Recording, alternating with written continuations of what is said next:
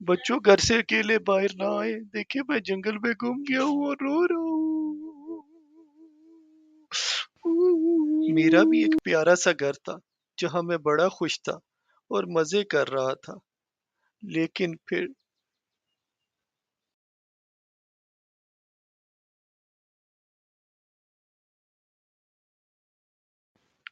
मुझे घर से बाहर खेलने की आदत पड़ गई और मैंने अपने घर के बाहर अकेले ही खेलने के लिए जाना शुरू कर दिया।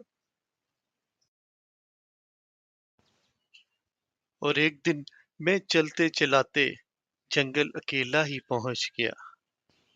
जंगल में मुझे बहुत सी डरावनी चीजें डराती थी और मैं हर वक्त डरता रहता था।